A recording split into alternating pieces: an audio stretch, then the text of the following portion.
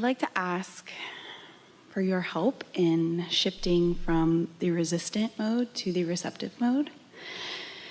I feel my resistant mode is kind of twofold. One is that, can you hear?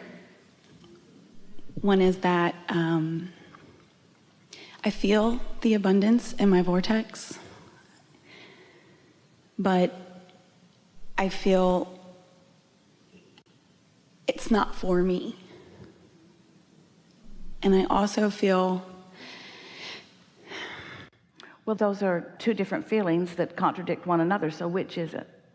Can't have it both ways. It's your vortex, so it's your stuff. What is the basis of this erroneous and incorrect conclusion? Maybe that's the other part, is that I feel like when something does come to me from my vortex, I don't want it, and I don't know how to be clear. For example? For example, I guess marriage was one. But wait a minute, when something comes to you from your vortex, you always want it. Because you put it in there, it grew because of you, and when it comes to you, you always want it. So if something comes to you and you don't want it, it didn't come from your vortex, it came from some other receiving mode.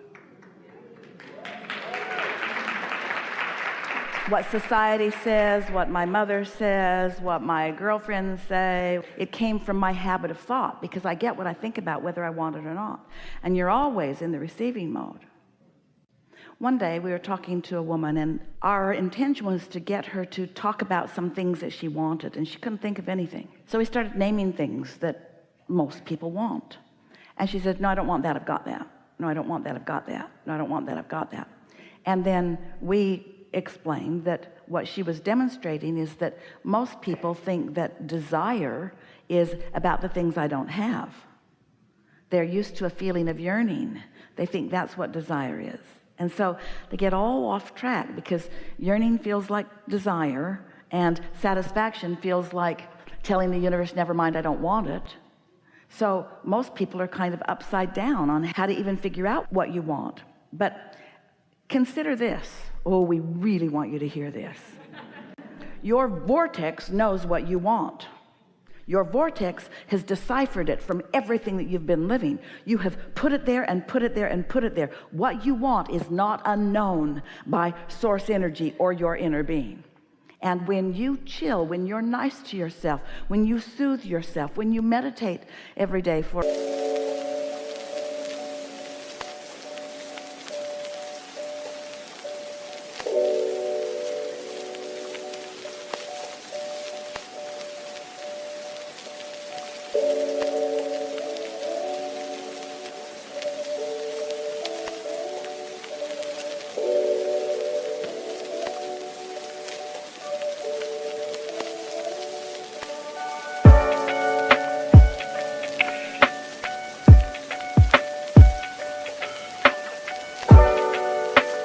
a little bit of time, when you find reasons to feel satisfaction, when your desire to create an atmosphere of satisfaction becomes more prevalent in your experience, you'll find out what you want, because it'll keep showing up, and you'll say, yay, yay again, yay again. Didn't know I wanted you, but now you're here.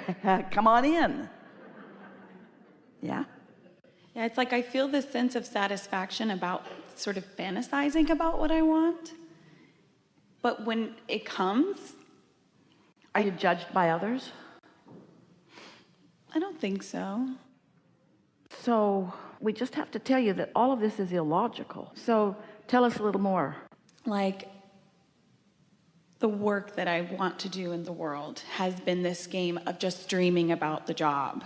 And when I explore options of what that actually is in manifestation, I'd go do something, and then I don't want it. That's because you're not in the receiving mode. You're not following the path of least resistance to what you really want. You're jumping the gun and trying to turn some thoughts into some things, and when you get there, they're not satisfying because they weren't rooted in your vortex. They were rooted somewhere else.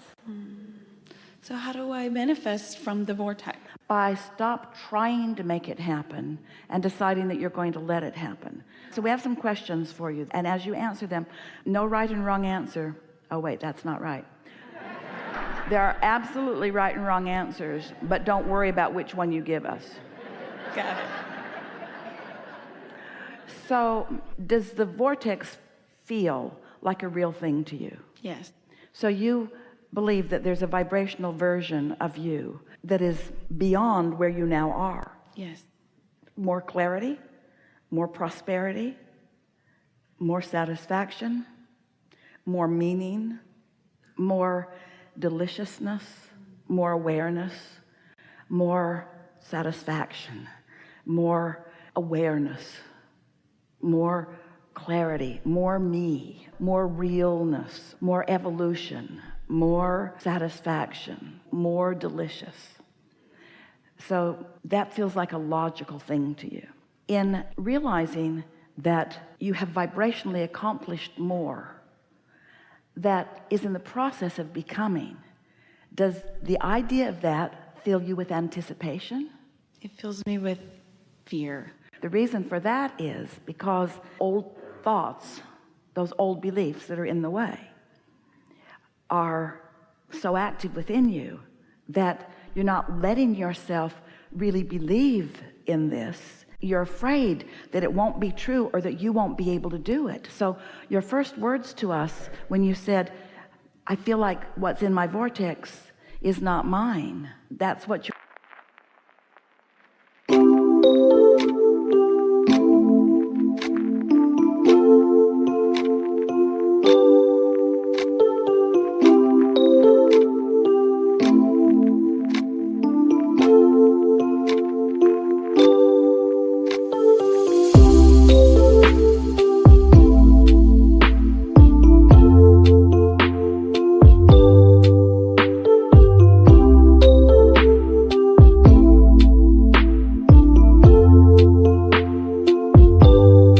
talking about. What you might say in other words is, I believe it's real, but I don't know how to get it out. Or I believe in the law of attraction, I just don't know how to utilize it. Or I'm not good at this, or I might get it wrong. Or if I let myself believe, I might be disappointed. I don't want to be disappointed.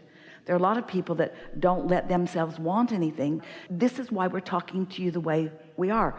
You couldn't help but put those things in that vortex. They were yours to sift through, and they were yours to put there. And you cannot deny ownership of what's there. It's yours. It doesn't belong to anybody else. It would not even exist if it had not been for your life and your putting it there. It does not belong to anyone else. It belongs to you. But you have to be satisfied now without it before it can come. And that's the thing that most people haven't known. Think about the way most people approach life. If I feel satisfied right now, before the man I want comes, before the money I want comes, before the whatever I want comes, if I project satisfaction to the universe, then they'll say, okay, never mind, you don't need anything else. Yes. That's the way your human minds are working.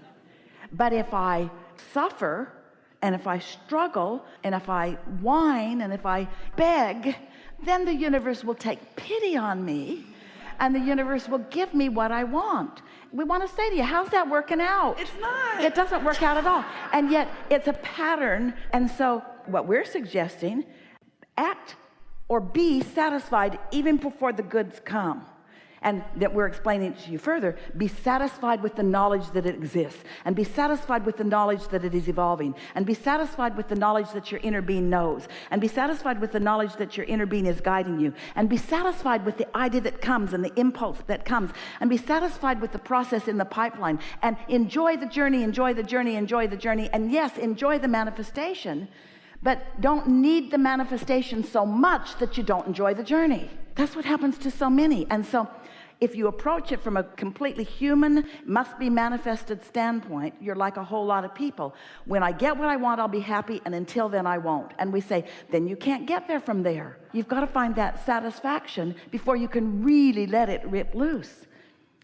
And so if you were one, and there were some who thought, wait a minute, there have been things that have come to me that I felt dissatisfaction all along. It took a long time to get there, and I was really glad when it got there.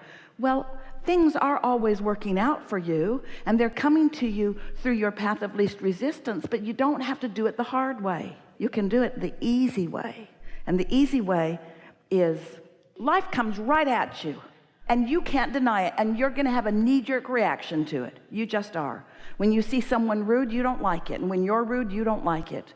And so you're putting things in your vortex all day, every day, and your inner being adores everything you contribute to it. The gestation is so wonderful. The cooperative components gathering.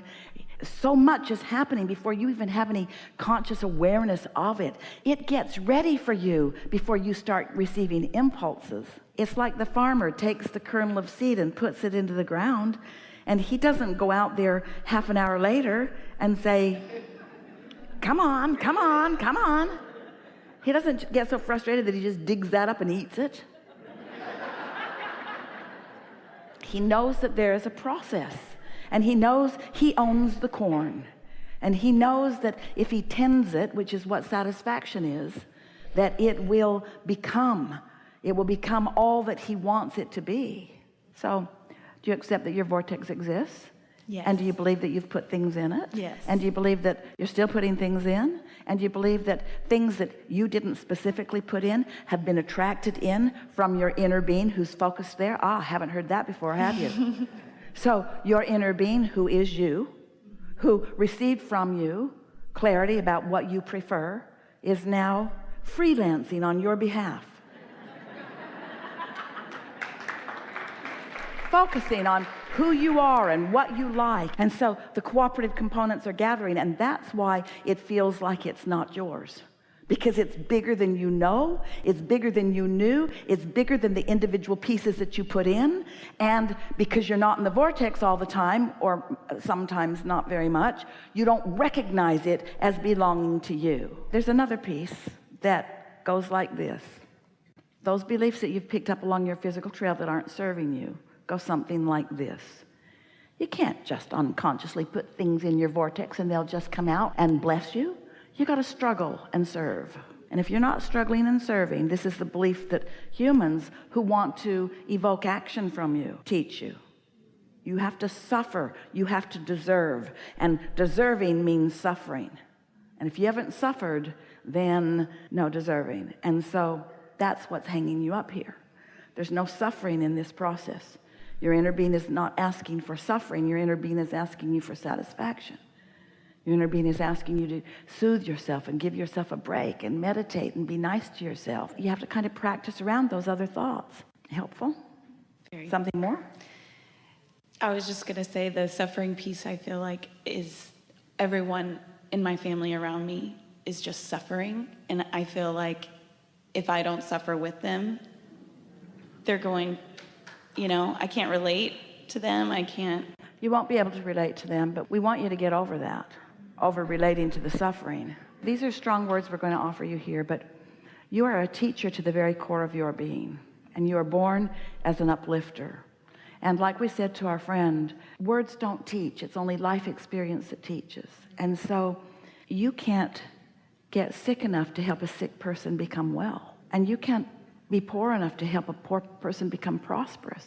You can only uplift anyone through the upliftment of yourself that you've already accomplished. And so if you're suffering, then you're not in the receptive mode. And if you're not in the receptive mode, you don't have anything to give. The receptive mode, by the way, is also the replenishing mode.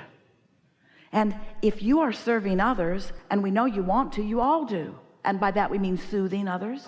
If you're soothing others and their influence of their suffering becomes stronger than your inner being's influence of the well-being that's coming, then you might very well be under that influence, and you might start suffering with them. Then you'll relate, and they'll thank you for being there for them. But you can't help them. You got nothing for them. And you can't let their misunderstanding get in the way of you being, first of all, who you need to be in order to feel good, and who you need to be in order to be of any value to them. So we know it's hard. It's hard to thrive when others aren't thriving. And then try and explain that to anybody. They can't hear you. But when you know it, you see, the only thing that will ever mess up your experience with anyone or anything. It's not what they think about you. It's what you think about what they think about you. Because what they think about you cannot mess up your energy. But what you think they think about you fractures your own energy and weakens you and takes you away from the receptive mode. And then you don't even believe that the vortex is yours. Nailed it.